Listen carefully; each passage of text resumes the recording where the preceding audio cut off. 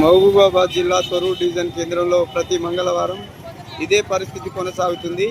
మరి రోడ్లపైనే పెద్ద వెహికల్ పెట్టి మరి అమ్మకాలు జరుపుతున్నారు.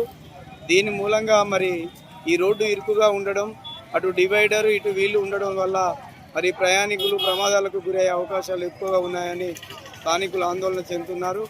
మరి అధికారులు మాత్రం ఇక్కడ ఎలాంటి పట్టింపు లేకుండా ఉండడంతో మరి ఇక్కడ పాదచారులు కానీ మరి అటు పోతే వాహనదారులు కానీ మరి ఆందోళన చెందుతున్నారు.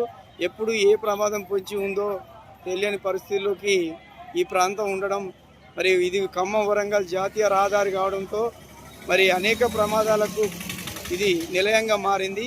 మరి అధికారులు మాత్రం నిమ్మకు నీరెత్తినట్టు ఉండడం, ఇటు మున్సిపల్ అధికారులు కానీ మరి పట్టించుకోకపోవడంతో వీళ్ళ ఇష్టానుసారంగా ఇక్కడ అమ్మకాలు జరుపుతున్నారు. మరి తక్షణమే దీనిపైన జిల్లా ఉన్నతాధికారులు స్పందించి మరి ఈ అధికారుల నిర్లక్ష్యంపై చర్యలు చేపట్టాలని భావిస్తున్నారు. దీనిపై మరి పై అధికారులు ఏ విధంగా స్పందిస్తారో వేచి చూడాల్సిందే.